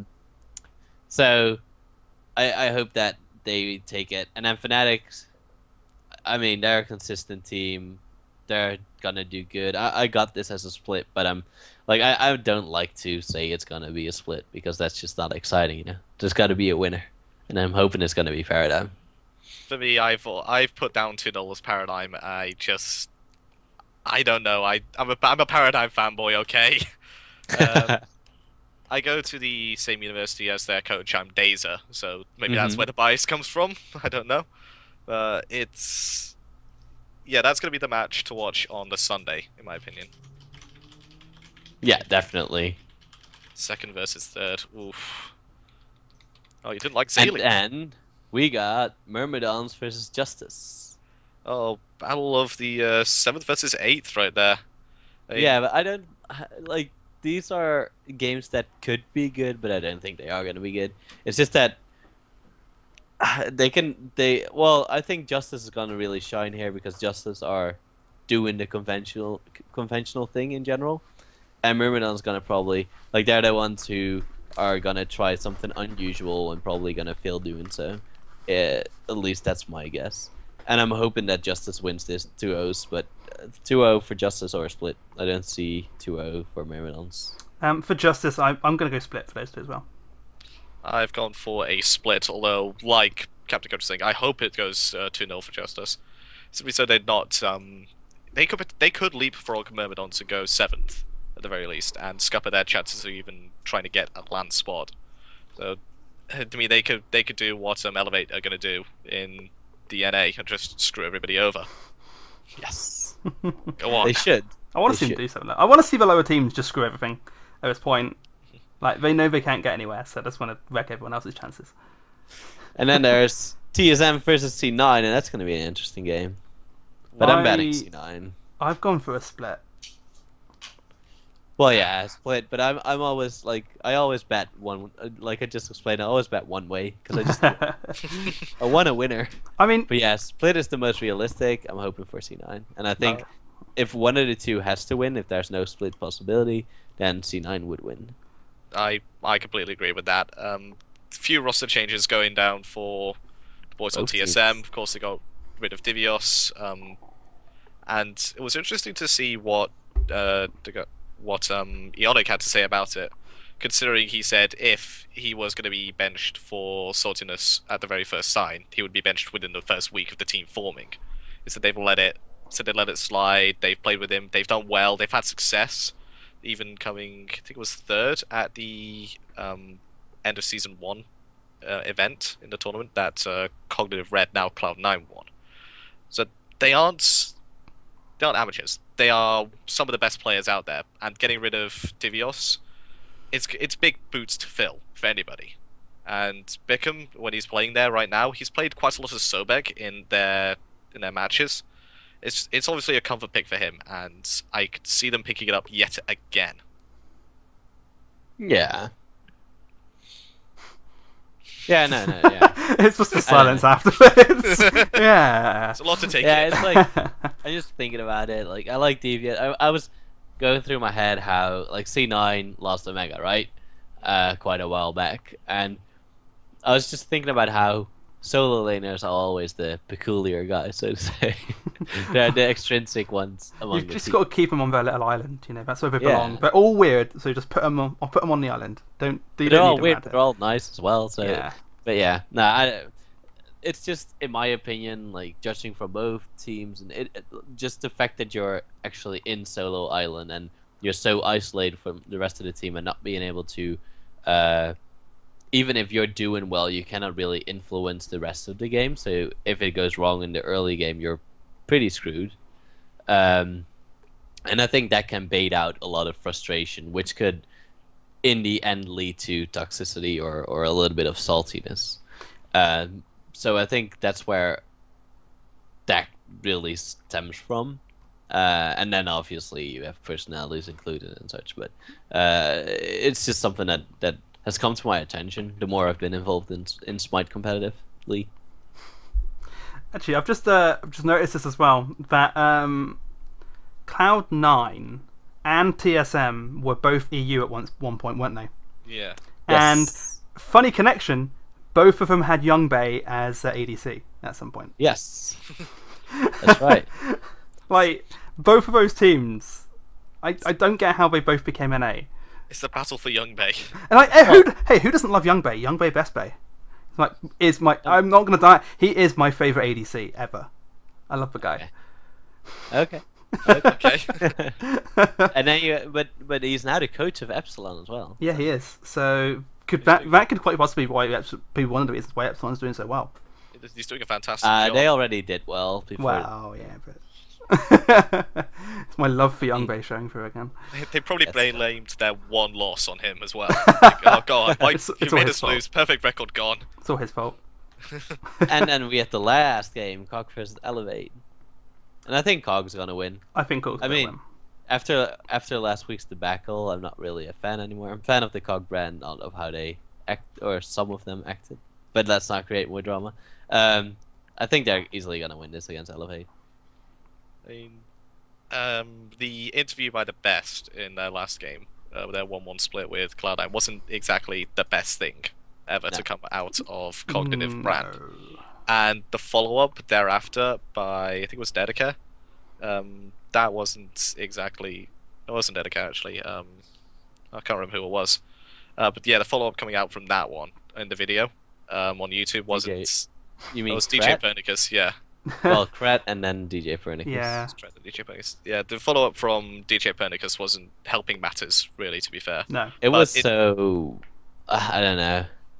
It was the opposite of classy. I think COG have always been a team which don't really care about PR, but there's a certain point where you have to go, are we pushing this too far? I mean, it showed that they are in this to have fun primarily, and then compete secondarily. I mean, yeah, but everybody's in there to have fun as well, and I think for me it's a balance between the two of them, like competing and having fun. It's just that I think it was a little. Now we're still getting into this. We forced ourselves into this. Welcome to the Smite I should never Pantheon mention- Podcast, where drama is our middle name. But we yeah, don't have a no, build name The I yet. think it was a little Pantheon bit Drama disrespectful. Podcast. There you go. So, Like yeah. you as a person, I think you have to like feel what kind of atmosphere in. And with that interview, like obviously Bard and DM were trying to do their best, and it's kind of disrespectful against them to act that way, like be obstructing the production. And at some point, I think Hi-Rez Studios would have been better off if they would have just caught the conversation and would have just said, "Oh no, the best had a connection issue. We lost him. Let's move on." Yeah. But he was just obstructing the entire production, and that means esports in or Smite esports for a part of it. Probably upset chat a little bit, but hey, who cares about chat? But but still, I can imagine people watching going, "What the hell is this?" and then leaving. It lowers So- the professionalism of the Yeah. of the show, doesn't it? Really. Yeah, and it's not like, for example, with Titan, when we had to do it, it was always a battle about who was going to do it because no one wanted to do it. Like you had to stick around after the game and then actually do it. So and people just, after having such a competition, you generally want to relax and sit down and not do more work. So it is something that's part of your job or your hobby in this case, depending on how you look at it. And I think it's necessary and brings viewers closer to players. So it's like you can see it as a tedious task, but if you see it as something fun, it becomes something really enjoyable. Wasn't it? Was it Pern who had the greatest post-match interview ever? Was it Pernicus who had for John Cena? I think it was, yeah. Was it DJ Pernicus? I think it was. It definitely was another member of COG. It was COG. We know that much. Something's gone wrong in an interview. Oh, well, that was COG. Definitely COG. But have you seen what the chat said, by the way, about the new HBO Omen event on the 31st of October? No. Yeah, I saw that go in chat by Donut Inc. Yes. He wants us to talk about it returning on the 31st of this month, i.e. Halloween. Yes. And that's that's Epsilon versus TSM doing it, which I think is fun. But I hope that I know for a fact, like I don't know if you guys are known with the OCE scene, but on the 31st of October it's PAX Australia, and that's when OCE regionals are on the 30th and the 31st. And I hope it, like, obviously there's going to be a time difference, so I hope it doesn't really,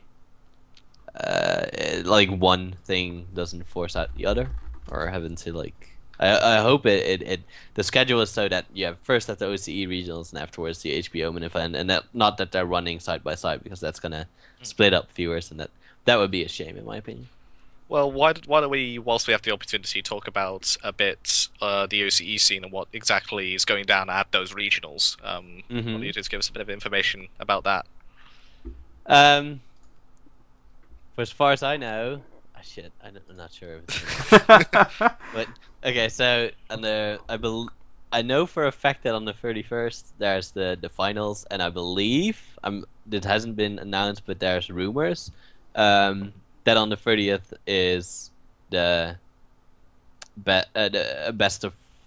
I actually don't know if that's the best of 3 or best of 5, but it's the semi-finals, and then on the 31st is the finals, and it's going to be at PAX Australia. It's going to be on the main stage there, together with, I believe, Rocket League and Halo, if I remember correctly. But and Smite is the first one, and the major one, I think, the most known one for in that sense. So it's going to be really interesting. Apparently there's a huge following in Smite OCE in terms of esports, because esports in OCE is really small. But I'm really hyped. It's the first offline event for a ton of, well, actually for in the OCE region, and it's going to be incredibly exciting. I'm super excited for it. I'm gonna go there as well. I'm leaving next week on Friday, and going there for a week and then flying back. So probably not gonna see anything of Australia.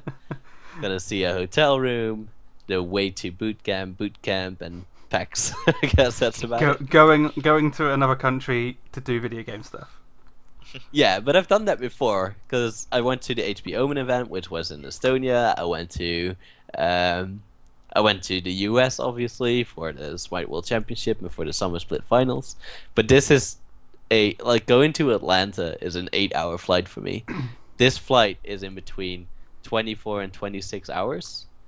And the first time I tried to book it, I actually only looked at the way there, and I was like, oh, this one's 23 hours, gotta book this. And I almost filled out my credit card details in, and then almost pressed to purchase it. And then I saw that my flight back would take 55 hours, and I was like, no! That's not taken into account time differences either. That's literally... No, that's not taken into account. That's flying, waiting at airports and flying again? Is that right? Yep. Christ, Yes. 55 hours is... Jesus. That's too much, man. Yeah, that is too much.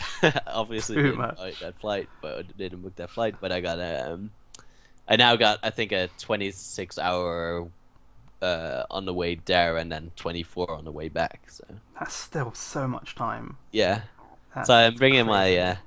I'm downloading some videos from YouTube. Download this podcast. Let's do that. There we go. Listen to And then- yourself. Also, the analysis and such for. I'm gonna do some analyzing in the while I'm on the plane. Might as well work, right? When you're stuck at the airport, you may as well try and get some games of Smite in, if you can, on the airport Wi-Fi, you know. Just, Yeah. Play it at Here, 5,000 ping. I'll just vlog the entire way, live stream it. I'm not even sure how you do that. Like, can you imagine You can do you? it from your phone. Can you walk over the middle of the ocean? Well. To be fair, I was on my flight to Atlanta for the Summer Split Finals, and we had airplane Wi-Fi, but you had to pay for it, so it was a ridiculous amount. But you could, and it was complimentary if you flew business class, but I didn't. So No opportunity to do that, sadly. Wish I could do Yeah. that sort of thing. That'd be amazing to be able to fly around just to like, hey, I'm business class. Sup? Makes you feel important, doesn't it? definitely. I mean, some of the planes I've been on. I mean, so usually you're sitting behind your desk at home doing your thing for Smite, but when you fly out and when you're in the airplane and you think about, I'm actually in an airplane in an airplane on a flight paid by someone else, not by myself, going to some foreign country to play a video game, or actually to tell people how to play a video game. It's quite surreal. It's a Yeah. strange situation to be in, I can imagine. Yeah. That'd be pretty cool, though. Okay. Yes, definitely. But I actually got to run because I can smell my girlfriend's cooking. Okay. And Oh, is that a bad thing? no, it's a good thing. That's a good thing. Okay, so what we'll quickly do then, so that all of us can go back and do our daily lives, just going to quickly go through what's coming up in Smite very soon. We've currently this weekend got the Double Everything weekend, double your worshippers, double your favour, double your experience, mo money, mo gems, I guess. Then currently out at the moment as well, we do have the Space Noir is out for the Odyssey. She's currently out, available on the Odyssey. She's the third item on Odyssey, if I remember correctly. Yes. So you will get your new Pantheon ward as well. And if I'm correct, that works by the Pantheon of the god that you're playing becomes the ward that you place. So if you're playing a Chinese god, you place the Chinese Pantheon icon. If you're playing a Hindu god, you place the Hindu Pantheon icon. It confused the hell out of me when I first did it. I'm there going, why am I only getting the Chinese icon? I want to get the Greek one. Oh, that's why. Okay, that's how it works. It confused me a ton when I saw it. Like not when I put it out, but when I selected it in prior to a match, I was like, What is it? these turn way too fast. It was called We Are the Ward. It's called, isn't it? If I'm correct there. Yeah. So there's that. As we discussed earlier as well, the next Odyssey item, which will be available on Tuesday next week, will be the Medusa skin. That'll be the fourth item. No, it's not. That's the fifth item. That's the fifth item. We What still is the have one more Chinese item to go. Okay, there we go. I believe it's going to be an icon. I'm not too sure what the icon's going to be, though. Maybe somebody in chat already knows. I'm hoping they do. Donut. Correct my mistakes. I'm an idiot. We've also got 3 new bits of information regarding things that are coming up soon that aren't quite available for us to see yet. We have the new Smite CG trailer currently in the works. There is a little bit of spoiler, and it looks like Bologna is going to be making an appearance in that. So that's set to be a pretty cool CG trailer. So it sounds like CG trailers are never representative of what you're going to get, but it's No, quite it's nice just to see a change in what gods are coming into that. Yeah, it's just fun to watch. Yeah. It's exciting. It's pretty cool. It does bring more excitement to it. Then we've also got 2 new maps. One is going to be the Joust rework. That's currently in the works. So I'm curious, what is that? Is going to be the Chinese one? It's going to be Chinese map. themed, and it's due to be released before the end of 2015, which is also the time frame in which they're apparently going to be giving some love to Ravana as well. So Raven going to need all that work. And then the other map, we don't know what it is. I'm gonna go out on a limb and say it's Conquest because it's season 3 coming up. New map for New Conquest. Yeah, I can see that. It doesn't have to be massive changes, but It they doesn't. might do a bit of layout things, and they've just renewed. So it's either going to be Conquest or Siege. I could see it being if it's Conquest, they're gonna address some of the issues, especially surrounding paths from buff camps to the mid lane, because right now the Order side, if you're a mid laner on the Order side, you have a massive advantage over your counterpart in mid lane because you are almost certainly going to get there first. Yeah. Because your clear times are roughly the same, but your path to the mid lane is shorter. Ooh, there we go. The Aokwang Dragon Rider skin. It was spoiled already. It is an OLC item. I believe that's the sixth reward? For six. That's The sixth. like 6 God dang items. it. Yeah. Almost got it. It does look amazing though. From what I can understand, each Pantheon you get one skin, and then one non-skin related item. So of course we have the Kukulkan skin, and then the Icon. We're gonna have a Noir skin, and then something else. Then we've got the Idusa skin coming out in week 5, and then some. Should we get a ward then? I guess. I imagine there's gonna be a couple of wards, Yeah. There's definitely a voice pack in there as well. I think we've seen that as well. I think one of the Norse ones is probably going to be a rune icon, from what I could tell. But yeah, Apollo voice pack, I guess, because it was like a. Well, maybe I don't know. I'm just. Well, I know that the skin coming out for the Norse Pantheon is going to be the Ragnarok Ratatoskr skin. oh, but yeah, that just sounds awesome. There's a huge Reddit thread at the very moment. cute. There's a huge Reddit thread going on about that they should make Ratatoskr have a skin for every other god. Oh, Like a Sobek yes. Ratatoskr. That would be amazing to Kirby. see. Yeah, like make him the Kirby of Smite, because he's Please. he's one of the he's not been one of the least serious gods in Smite. So that would be pretty cool to see him have all of these really unusual skins. That'd be pretty cool. Oh, that'd be so cute. That'll be hype. That would be so cool. Yep. But to go back to the map thing quickly, for those of us who love domination, like me, yes. I really miss domination. We have had word that it is remarkably unlikely for that new map to be a domination map. So we're probably not going to see much love for domination anytime soon, because that's also dropped off the MOTDs. The match of the day hasn't had domination for so long, so that's probably gone forever. Okay. There we go. I believe that does it for us for things coming up. That's probably Just it for a them. couple final questions. Specifically centering around the Super Regionals, how do we rate NA's chances, and how do we rate Europe's chances? Let's have a quick discussion about that before we go. Europe.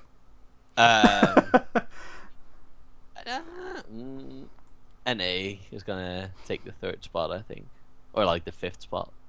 Yeah, because there's 2 NA, 2 EU teams definitely going through, and then there's going to be 1 NA/EU.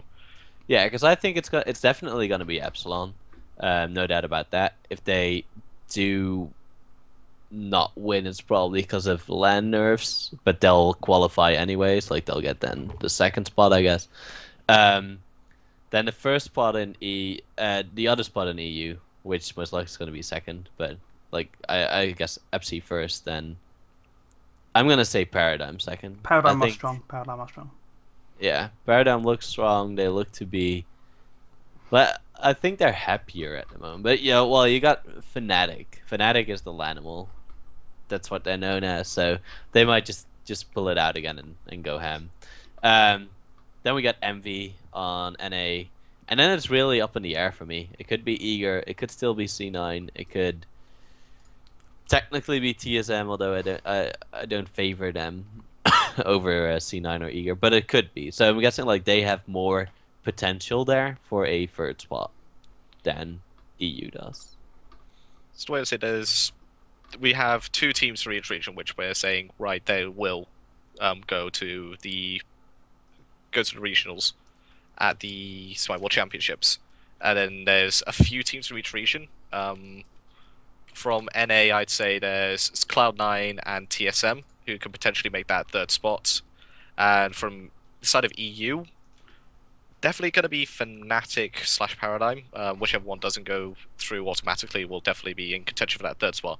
But also London Conspiracy could potentially spring a surprise, but to me it is going to have to be a surprise.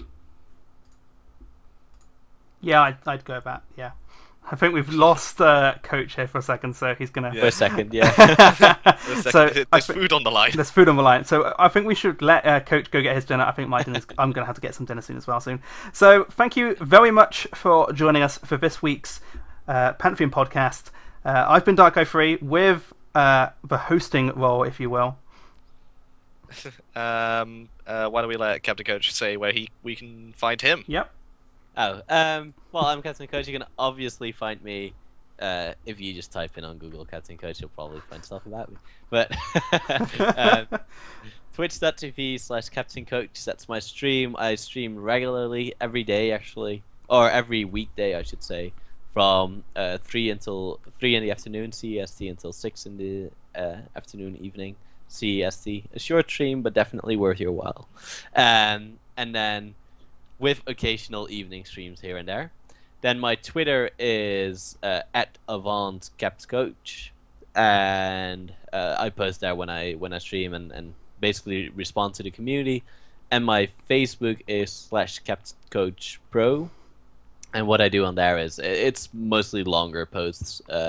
If there's a massive change or a bigger event coming up, if I want more involvement from my viewers in my stream, I ask them for advice on there. If you have a question, you can just post it on my Facebook wall. We can spark a conversation. That's what I do on my Facebook. And I am in the process of setting up a YouTube, but haven't quite done that yet. And then tomorrow I have a special stream again on twitch.tv/CaptCoach or CaptCoach, because tomorrow is my birthday and I wanted to make it special, and since my girlfriend's working all day, who better to celebrate it with than all of you guys.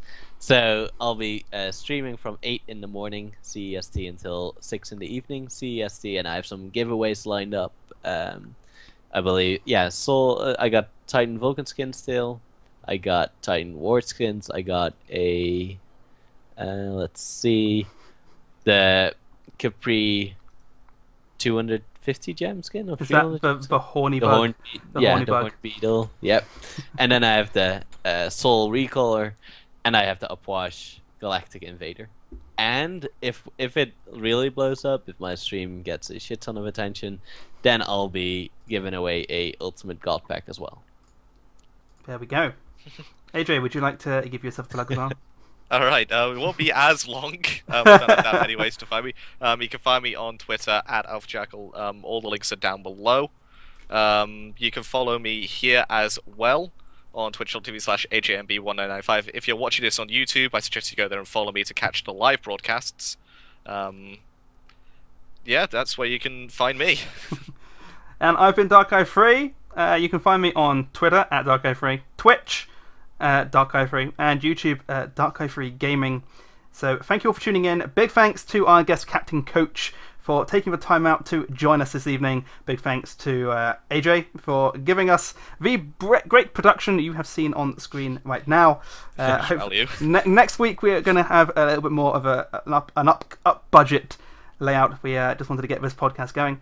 But yeah, thank you all very much for tuning in. Hopefully you enjoyed. Tune in next week, same time, 7 p.m. CET, 6 p.m. BST. That's, what is that now? It's 1 p.m. EST and 10 a.m. PST. There we go. That's all the time zones which are important because, you know, the east side of the Earth doesn't really matter. But yeah, thank you very much. Tune in very, very soon. Good evening.